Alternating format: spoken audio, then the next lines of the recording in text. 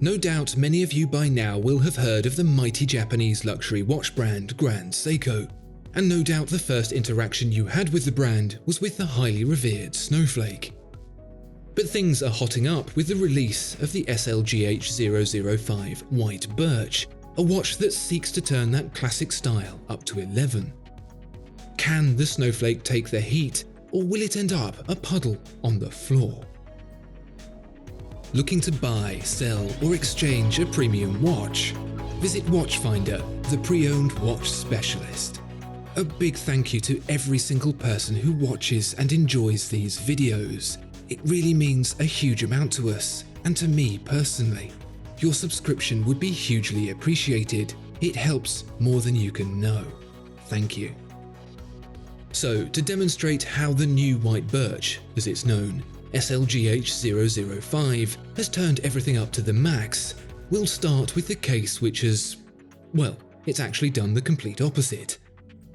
The Snowflake is not and never was the perfect watch for a lot of people, who most likely came away after trying one on a little disheartened, and not because it isn't a fantastic watch, but quite simply because of a couple of very small yet prominent things. The first is the Snowflake's size. At 41mm, many people are happy to accommodate this over a more typical 40mm, and hey, even Rolex has shown with its new Submariner that 41mm is perfectly wearable. But with the style of lugs being quite long, the Snowflake just eked ever so slightly into that bit too big category for more people than it really should have. Entirely based on preference, of course, but nevertheless a common complaint.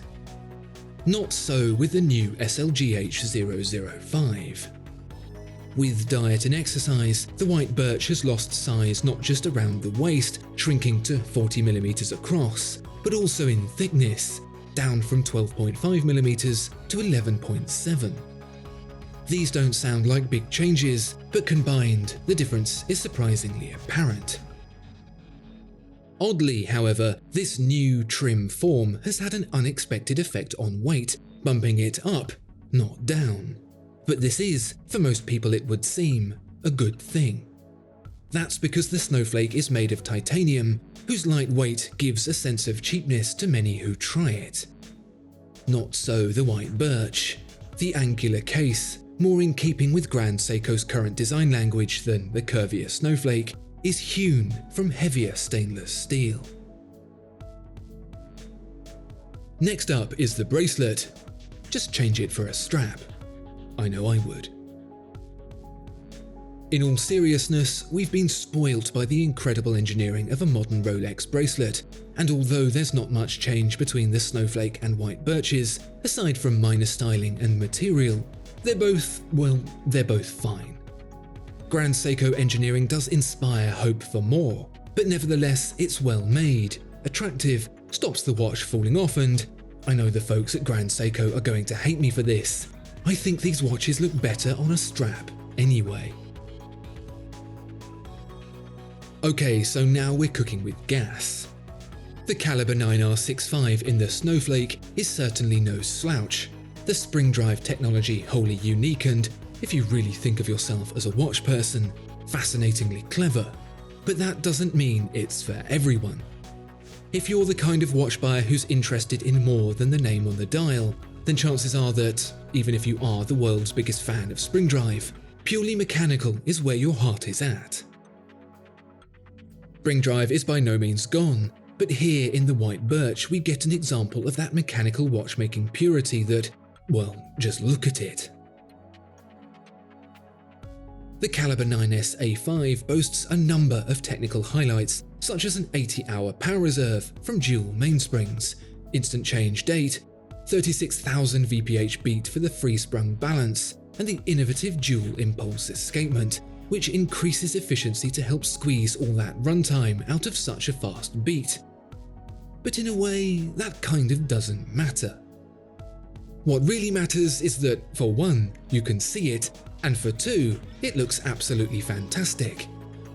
The spring drive 9R65 appears more industrial by comparison, and if you were to compare to the nearest competitor outside of Grand Seiko, then it's no comparison at all.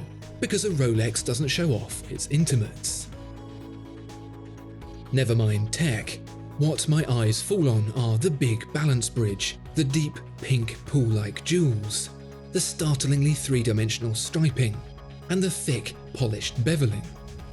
It is a marked step up for Grand Seiko, a challenge to its Swiss cousins, and a commitment to the place it feels it deserves in the hierarchy of watchmakers.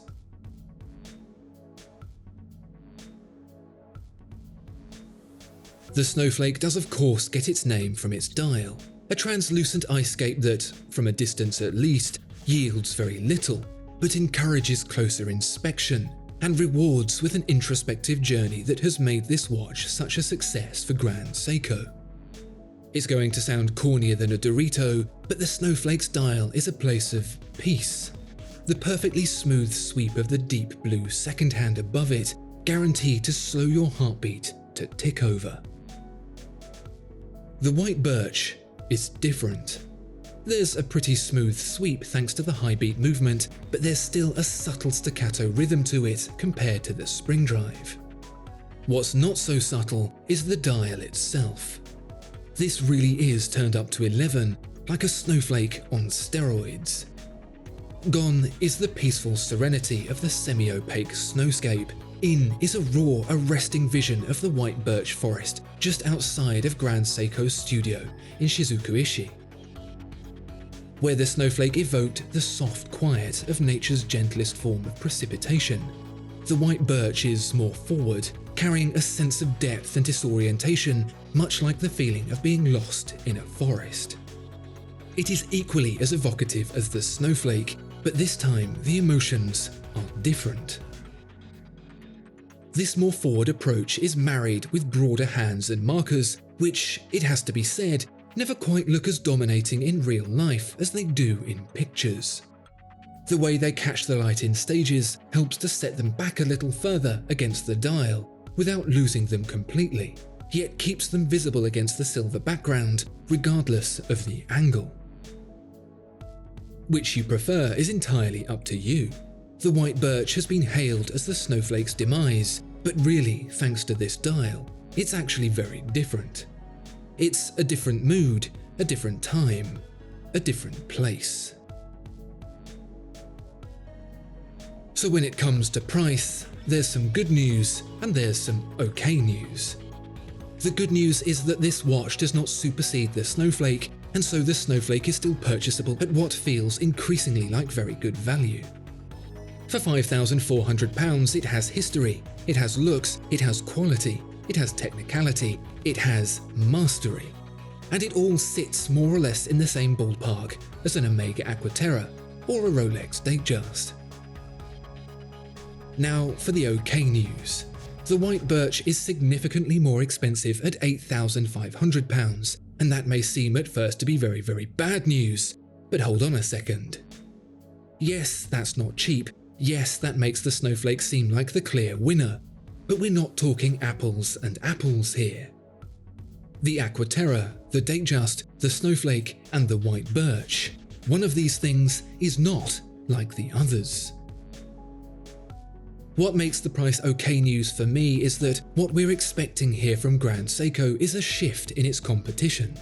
There is and will continue to be the models that seek an audience with those buying Rolex, but I personally think the white birch is after someone of a different breed. The kind of person who buys Jaeger LeCoultre, perhaps. It's all in that caliber 9S A5. That dual impulse escapement I mentioned isn't just a passing tick on the spec sheet checklist. It's one of the biggest leap forwards in watchmaking since George Daniels put pen to paper in the mid-70s. The level of refinement on offer here moves from functional to discerning. The famed Grand Seiko quality we've come to enjoy in the case and dial is now present in the movement too. Does that make it worth £8,500? Well, the white birch is part of the core collection, like the Snowflake, and it isn't limited, so we'll soon see. If you ask to try one on and there isn't one to try, you'll know it was. It's a common thread in recent times, the advancement of pricing. Whether it's driven by demand or technical achievement, it can feel disheartening to get squeezed out of a brand you love because you can no longer afford it, which is why I think it's such a good thing that Grand Seiko continues to cater to the same audience that fell in love with the Snowflake and helped the brand get to where it is today. But I'm also glad to see, with those larger budgets, what Grand Seiko is capable of achieving. More, please. Discover more exceptional watches at Watchfinder. Thank you so much for watching this video. If you enjoyed it, please do consider giving it a like and subscribing to the channel. If there are any watches you'd like to see featured, please let us know in the comments below.